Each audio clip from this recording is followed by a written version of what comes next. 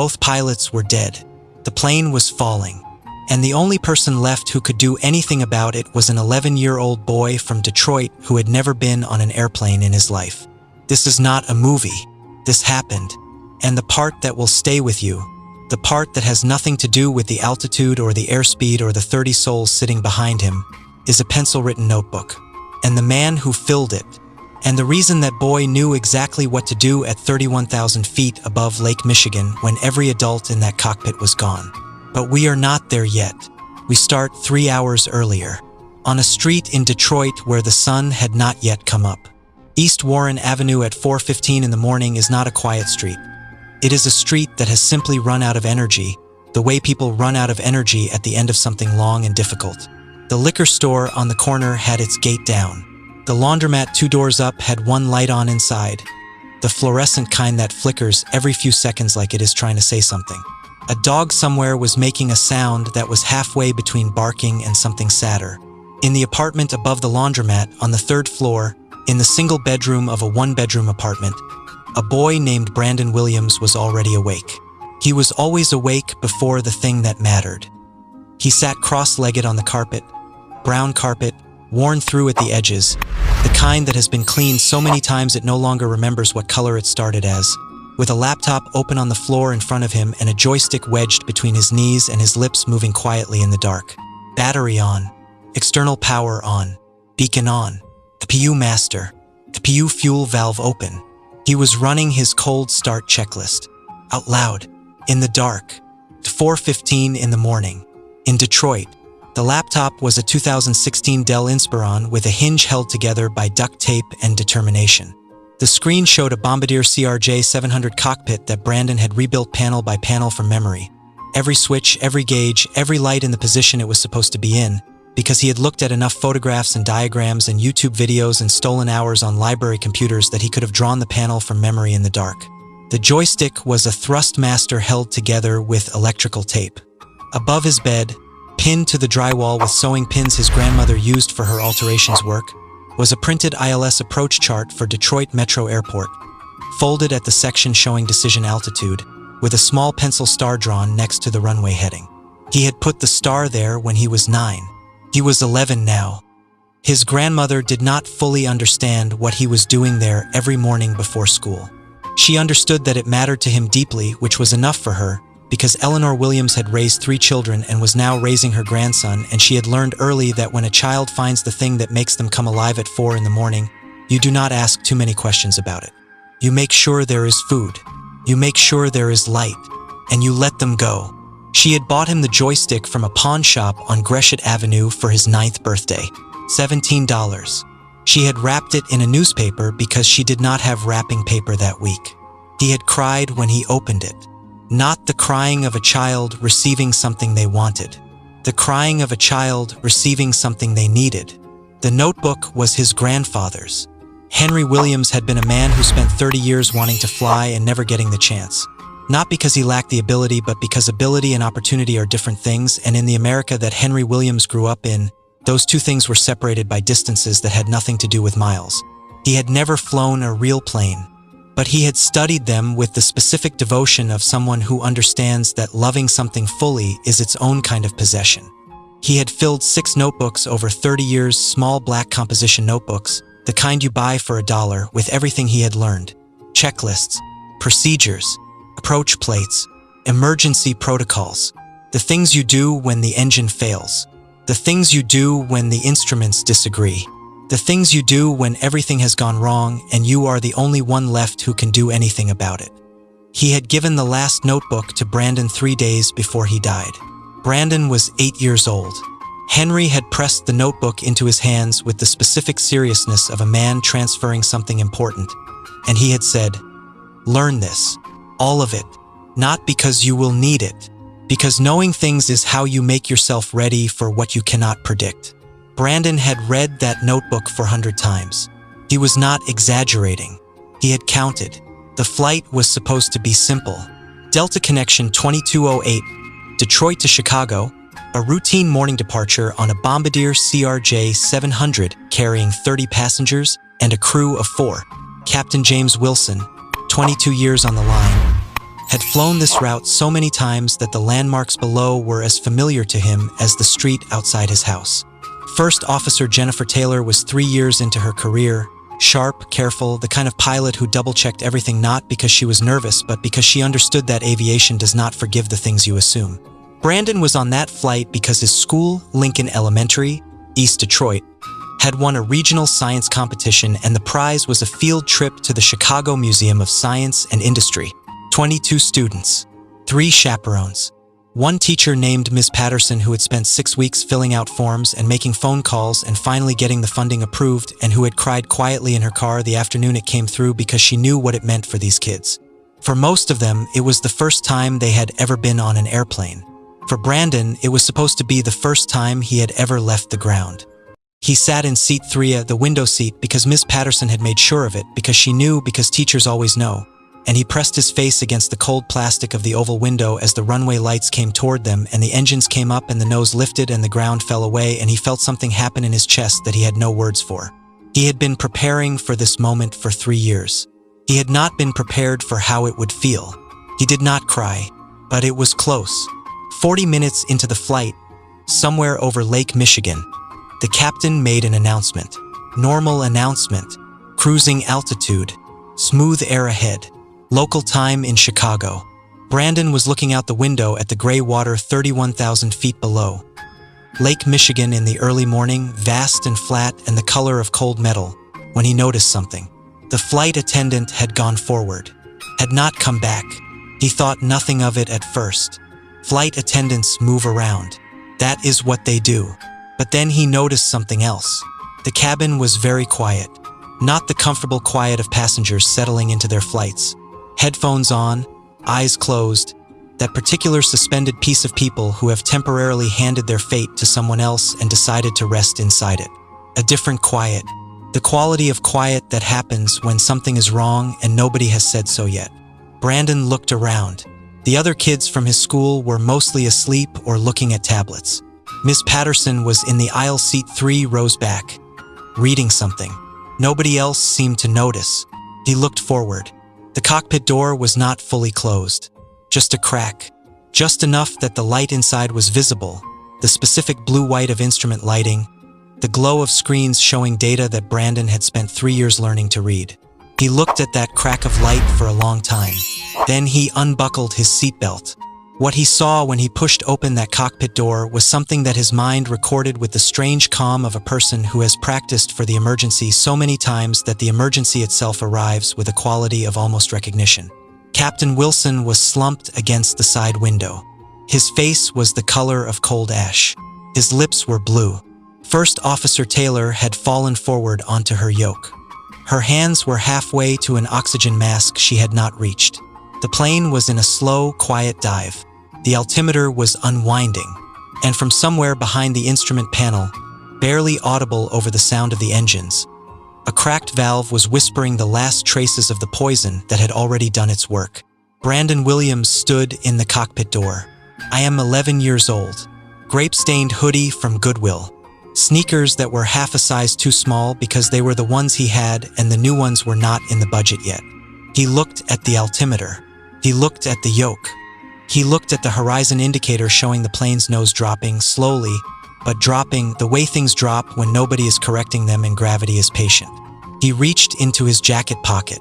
He took out the notebook, his grandfather's handwriting, small and precise and covering every page. He opened it to the page with the dog-eared corner. Emergency procedures. Incapacitated crew. He had read this page 400 times. He sat down in the captain's seat. His sneakers barely reached the rudder pedals. He put both hands on the yoke, and he began.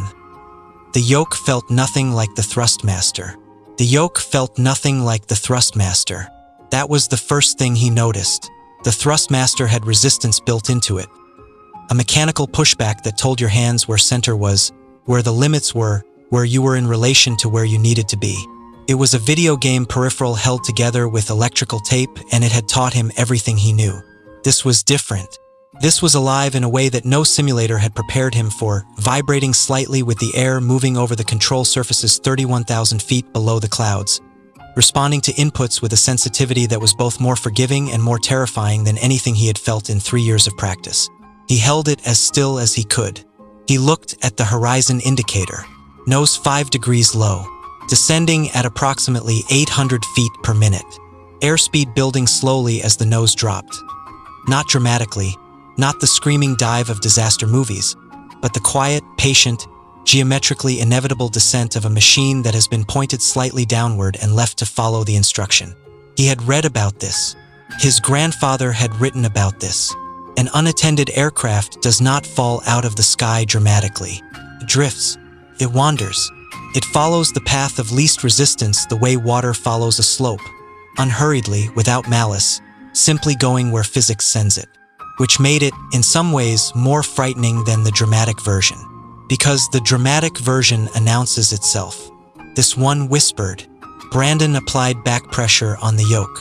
Gently, the way the notebook said, the way he had practiced 10,000 times on the laptop screen with the duct-taped hinge. Small inputs. Wait for the response. Do not overcorrect. An overcorrected aircraft is more dangerous than an unattended one because now you have introduced human error into a situation that was simply waiting to be corrected. His grandfather had underlined that sentence 3 times. He had understood why at the time. He understood it differently now. The nose came up. Slowly, the altimeter stopped unwinding. The airspeed began to settle. Brandon exhaled once. Then he looked at the radio. He had read about this too. Emergency frequency, 121.5 megahertz. The international distress frequency that is monitored by every aircraft and every facility at all times. The frequency that exists specifically for the moment when everything else has stopped working and the only thing left is to say clearly where you are and what you need. He found the radio panel. His grandfather's notebook had a page on this. He turned the frequency selector, put his hand on the transmit button on the yoke, and then he stopped. Because he was 11 years old and he was from Detroit and he had never spoken on an aircraft radio in his life, and he understood, with the specific clarity of a child who has grown up in circumstances that teach you early to think carefully before you speak, that what he said in the next 30 seconds was going to determine whether the people behind him lived or died. He thought about his grandfather, about the way Henry Williams used to say, when you don't know what to say what is true. The truth is always enough. The truth is always the right place to start. Brandon pressed the transmit button. This is Delta Connection 2208, he said. His voice came out steadier than he expected. I need help. Both pilots are unconscious. I am a passenger. I am 11 years old. I am holding the aircraft level at, he checked the altimeter, 30,800 feet. Somebody please answer. He released the button. The radio crackled. Silence. 3 seconds. 5. He checked the horizon indicator. Still level. Good. Then a voice came through the static. A man's voice, controlled and immediate. The voice of someone who has been trained for exactly this and whose training has just been activated. Delta Connection 2208. This is Chicago Center. We have you on radar. Say again your situation. Brandon said it again. Clearly. Completely. Everything he knew. The pilots. The smell that had been in the cockpit. He had noticed it when he came through the door, a faint chemical smell that he had not been able to identify, but that was already thinning now that the door was open. The altitude, the heading, the airspeed, the fact that First Officer Taylor was still breathing. He had checked, pressing 2 fingers to her neck the way he had seen done in videos, finding a pulse that was weak but present. Captain Wilson was also breathing. He had checked him too. The voice on the radio was quiet for 2 seconds. Then it said, "Good job, son. We are going to get you down. Stay on this frequency. Do exactly what I tell you. Can you do that?" "Yes," Brandon said. "What is your name?" Brandon. My name is Mike. I am an air traffic controller at Chicago Center, and I have been doing this job for 19 years, and I have never been more glad to hear a voice on this frequency in my life. Do you understand me?" "Yes." "Good. Now I need you to do something for me. I need you to check the autopilot panel. It should be in the center of the instrument panel above the throttles. Can you see it?" Brandon looked. He could see it. He had looked at photographs of this panel so many times that finding it felt like finding something in a room he had lived in for years. "I see it," he said. "Is the autopilot engaged? There should be a green light on the AP button." Brandon looked. "No green light." "No," he said. "It is not on." "Okay, I need you to press that button. Just press it once and tell me what happens." Brandon pressed it. A green light came on. The yoke moved slightly in his hands. A small, precise adjustment, the autopilot taking the inputs it needed and smoothing them out with a consistency that no human hand could match. The aircraft steadied. "Green light is on," Brandon said. "Perfect." A brief pause. "Brandon, you just engaged the autopilot. The aircraft is now flying itself. You did not crash it. You held it steady long enough for us to get here. Do you understand what you just did?" Brandon looked at the horizon indicator. Perfectly level. Airspeed stable. Altitude holding. Behind him, through the open cockpit door, he could hear the cabin. The sound of passengers who did not fully know what had happened but who could feel that something had shifted. The particular murmur of people coming out of sleep into a situation they do not yet understand. He thought about Miss Patterson. He thought about his grandmother. He thought about the notebook in his lap, still open to the dog-eared page. His grandfather's small, precise handwriting covering every line. He thought about a man who had spent 30 years wanting to fly and never getting the chance, and who had spent those 30 years preparing someone else for the moment he would never have himself. "Brandon," Mike's voice on the radio, steady and present. "Yes. Are you okay?" He thought about the question. It was a strange question to be asked at 30,000 feet over Lake Michigan, while sitting in the captain's seat of a commercial aircraft with both pilots unconscious and 30 people behind him who did not know yet how close it had been. "Yes," he said. Then, because it was true and because his grandfather had always told him that the truth was always the right place to start. "I was scared." Pause. "I know," Mike said. "You were supposed to be scared. Being scared and doing it anyway is the whole thing, Brandon. That is the whole thing." In the cabin, Miss Patterson had understood something was wrong approximately 4 minutes after Brandon had gone forward. She had not panicked.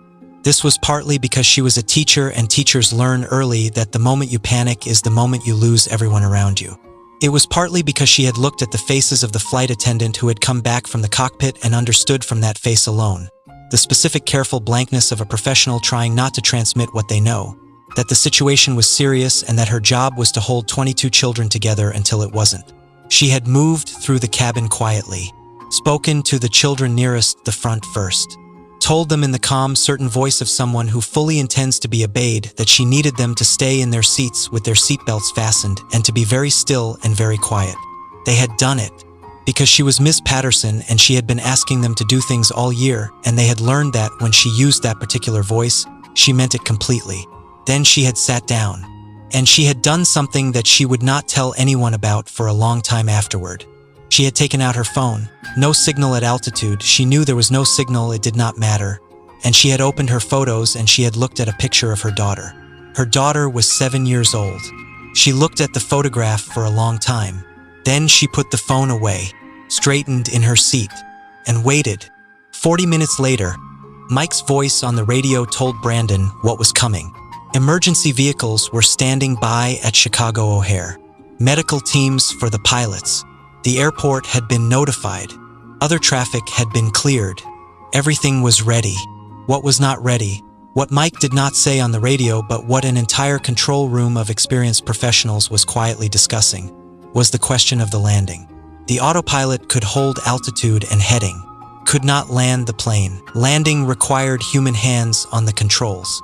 Human eyes reading the instruments and the ground and the approach lights and making 1,000 small adjustments in the last few hundred feet that no 11-year-old from Detroit, however prepared, however extraordinary, should be asked to make.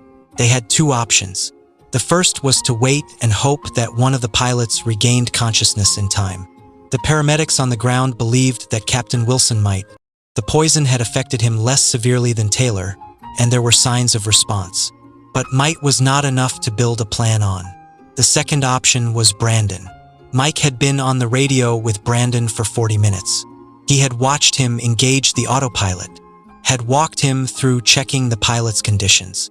had talked him through leveling the aircraft before the autopilot engaged, had listened to his voice, steady, precise, responding to instructions with a speed and accuracy that Mike had not encountered in 40 minutes of unexpected conversation with anyone, let alone an 11-year-old boy in a grape-stained hoodie from Detroit. He turned to the senior controller beside him. "He knows the aircraft," Mike said quietly. "I don't know how, but he knows it." The senior controller looked at the radar screen, at the blip that was Delta Connection 2208, holding steady at 28,000 feet, heading 170, following the autopilot like it had been doing it for years. "What do you want to do?" she said. Mike looked at the radio, thought about the voice on the other end of it. "I thought about a boy who had pressed the transmit button on an aircraft radio for the first time in his life and introduced himself clearly and told the truth about exactly what was happening and then listened and did precisely what he was told without a single moment of panic that would have been completely understandable and entirely forgivable." He picked up the radio. "Brandon," he said. "Yes, I need to talk to you about the landing." A pause. "Okay," Brandon said. "It is going to require you to fly the aircraft manually for the final approach. I am going to talk you through every single step. There are people here who are going to help me. We have done this before." He paused. "Not exactly this, but we have talked people through landings before. You will not be alone." Another pause. Longer this time. Mike waited. He had learned, in 40 minutes, that Brandon's pauses were not hesitation. They thought. He was processing. He was checking what he knew against what he was being told and making sure they aligned before he committed to a response. "Can I tell you something?" Brandon said. "Yes," Mike said. "My grandfather wrote about this," Brandon said. "Emergency landing, manual approach. He wrote about it a lot." He said, a brief pause. "He said the landing is just the last part of the flying. And the flying is just keeping the nose where it needs to be and trusting what the instruments say." Mike looked at the senior controller beside him. She looked back at him. Neither of them said anything. "Your grandfather sounds like he knew what he was talking about," Mike said. "He knew everything," Brandon said. "He just never got to use it." Captain James Wilson opened his eyes at 22,000 feet. He came back slowly. The instrument panel, the blue sky above the windshield, the sound of the engines, the figure in the seat beside him, the voice on the radio. He blinked. I looked at the figure in his seat. A boy, small, dark jacket, sneakers that barely reached the pedals. A notebook opened in his lap with small handwriting covering every page. Wilson's mind was working slowly, the effects of the carbon monoxide still present, still thinning but present. He processed what he was seeing piece by piece the way a computer processes after a crash, slowly bringing things back online in order of importance. The aircraft was level. The instruments looked correct. The boy was on the radio. Wilson reached out and put his hand on the boy's arm. Brandon looked at him. Wilson saw his eyes, dark brown, completely steady. The eyes of someone who has been doing something very difficult for a long time and has not stopped. "You've got it," Wilson said. His voice came out rough and barely there. "Yes, sir," Brandon said. Wilson looked at the instruments. Then he looked at the boy. "Keep it," he said, and closed his eyes again. The Chicago skyline was visible at 4,000 feet. The Chicago skyline was visible at 4,000 feet.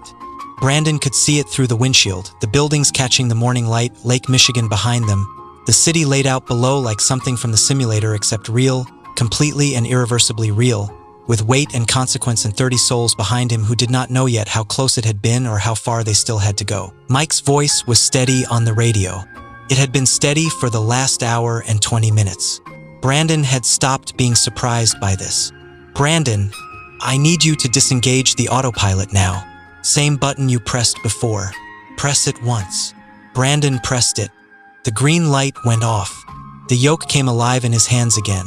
That subtle, breathing aliveness of a machine responding to air, to physics, to the thousand small forces that act on an aircraft at every moment and that the autopilot had been quietly managing for the last hour. Now it was just him. "Autopilot off," he said. "Good. Airspeed." He checked. 180 knots. "Perfect." I need you to reduce thrust slowly. Both throttles together. Pull them back gently toward you about an inch. Just an inch. Tell me when. Brandon found the throttles. His grandfather had written about throttle management for 3 pages. He pulled them back. The engine note changed, dropping slightly, the aircraft beginning to slow, the nose wanting to drop with the reduction in power. Back pressure on the yoke, Mike said. Just enough to keep the nose level. Small inputs. Brandon applied back pressure. The nose stayed level. Airspeed 165, he said. Good. You are doing exactly right. I need you to look out the windshield now. You should see the runway ahead of you. Runway 10 left. It is a long one. Do you see it? Brandon looked up from the instruments. There. A gray strip in the middle of the city. Longer than anything he had ever seen from the ground. Lined on both sides with approach lights that were strobing in sequence toward the threshold. A river of white light pointing at him, saying, "Here, this way, come here." He had seen this in the simulator. He had seen it in photographs. He had seen it in the ILS approach chart pinned above his bed with the small pencil star next to the runway heading. He had not been prepared for how it would look from here. "I see it," he said. "That runway is 10,000 feet long," Mike said. "You have 10,000 feet to stop this aircraft. That is more than enough. Commercial aircraft land on runways shorter than that every day." A brief pause. "I need you to trust the instruments, Brandon. Do not look at the ground. Look at the instruments and listen to my voice. Can you do that?" "Yes," Brandon said. "Airspeed 150. Good. Flaps. The flap lever is on the pedestal between the seats. I need you to move it to the first position, just 1 click down. Tell me when." Brandon found the flap lever. His grandfather's notebook had a diagram of this. He moved it 1 click. He felt the aircraft change, a slight buffeting, a change in the way the air moved over the wings, the nose wanting to pitch slightly. "Flaps 1, he said. "Good. Back pressure. Keep the nose level." He kept the nose level. Outside the windshield, the runway was larger now, growing, the approach lights strobing toward him in their steady sequence. 3,000 feet, Mike said. "Airspeed 130. Perfect. Brandon, I need to tell you something before we get into the final approach." "Okay. You are going to feel the urge to look at the ground when it comes up. Every pilot feels this. The ground comes up fast at the end and your eyes want to go to it. Pause.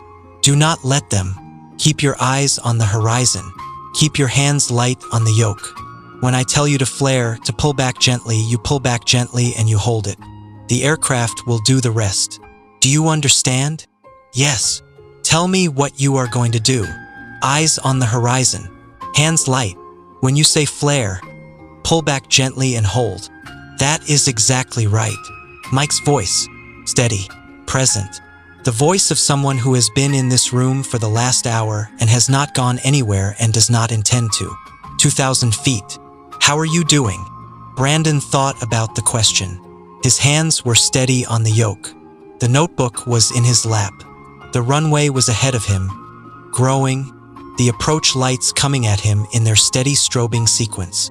He thought about his grandfather, about a man who had filled 6 notebooks over 30 years for a moment he would never have, about $17 and a pawn shop on Gresham Avenue and a joystick wrapped in newspaper, about a small pencil star on a runway chart above a bed in a 1-bedroom apartment on East Warren Avenue, about a grandmother who did not ask questions when a child came alive at 4 in the morning, who simply made sure there was light.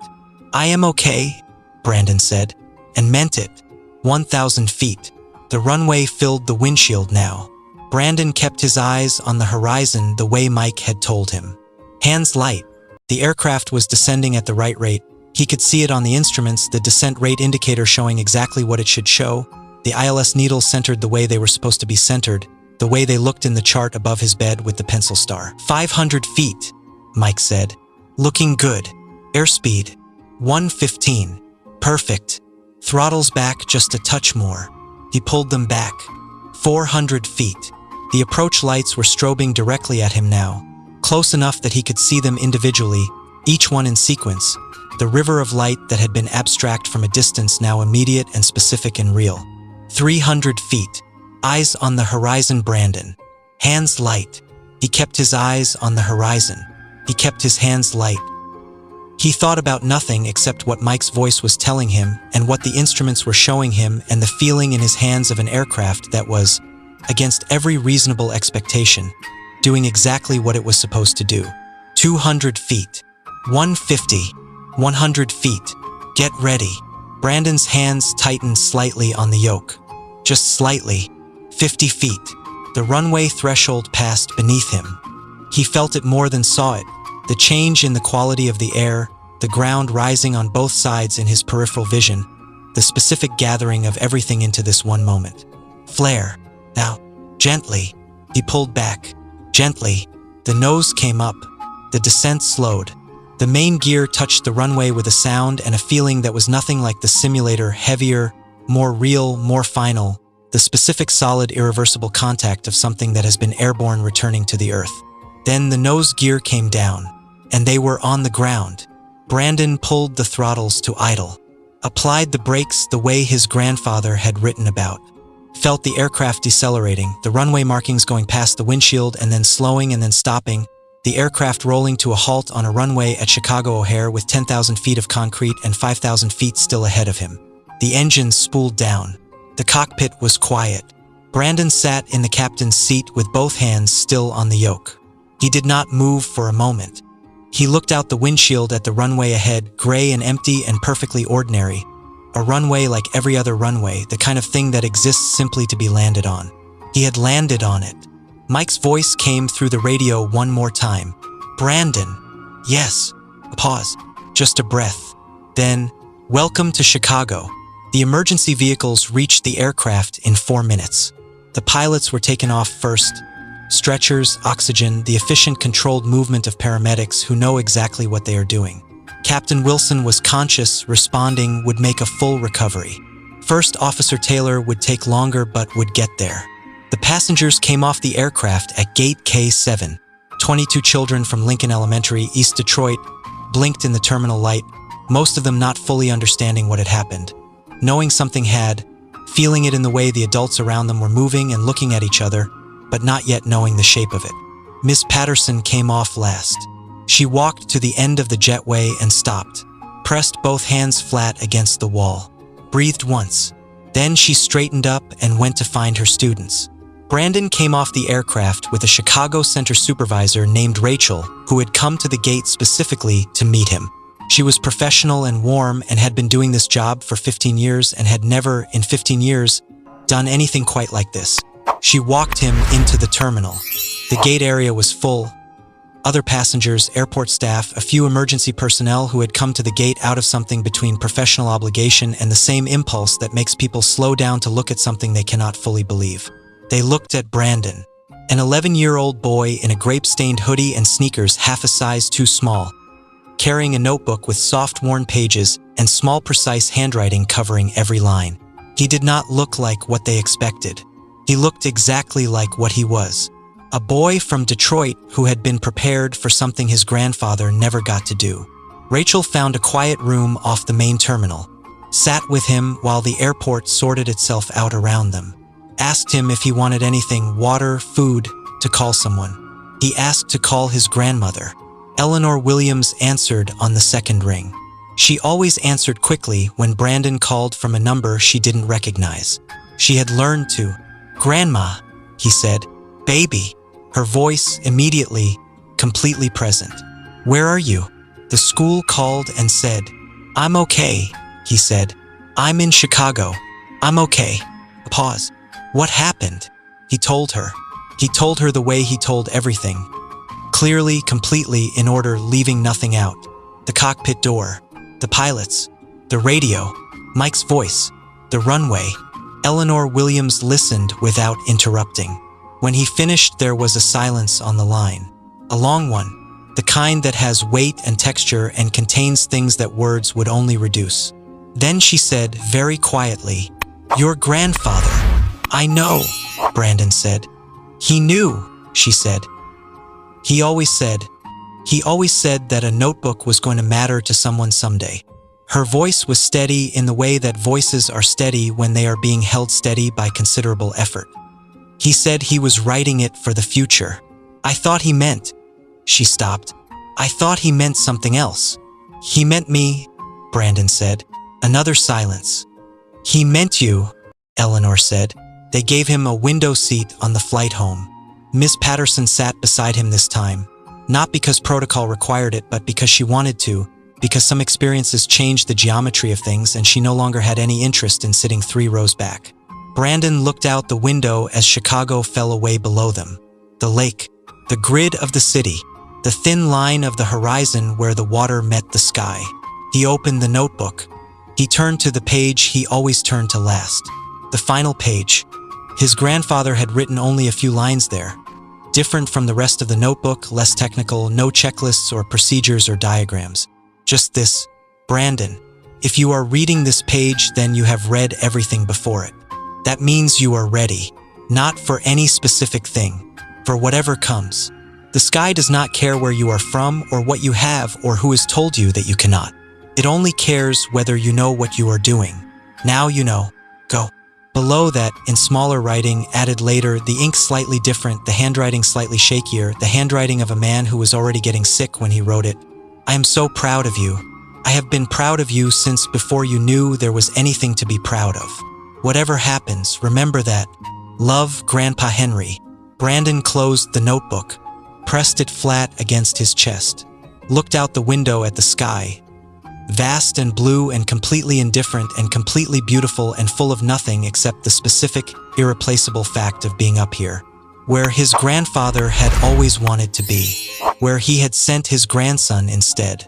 He pressed his hand flat against the notebook, against his grandfather's handwriting, against 30 years of love written down in small precise letters on the pages of a composition notebook bought for $1. And for the first time since he had pushed open a cockpit door at 31,000 feet and sat down in a seat that was too big for him and taken hold of a yoke that felt nothing like the thrustmaster, he cried. Not because he was afraid, not because of what had happened, because of what his grandfather had known, what he had believed, what he had written down and given away and trusted, completely without reservation, without any way of knowing when or whether it would ever matter, to an 8-year-old boy who needed it, and what that boy had done with it. 30,000 feet above the Midwest, on a clear morning in early spring, Brandon Williams held his grandfather's notebook against his chest and wept and looked out the window at a sky that his grandfather had spent 30 years studying from the ground. He was up here now, for both of them. Some people never get the moment they prepared for. They prepare anyway. They write it down. They pass it on. They trust that somewhere, in some way, on some morning they will never see, what they learned will matter to someone who needs it.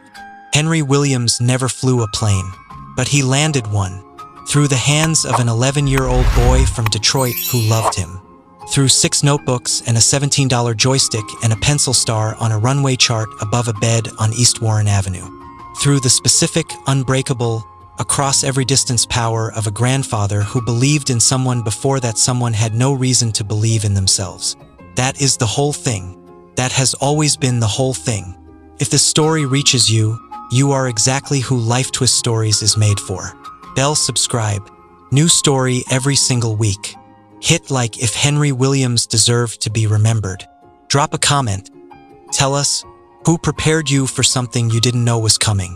We read every single one. Life Twist Stories.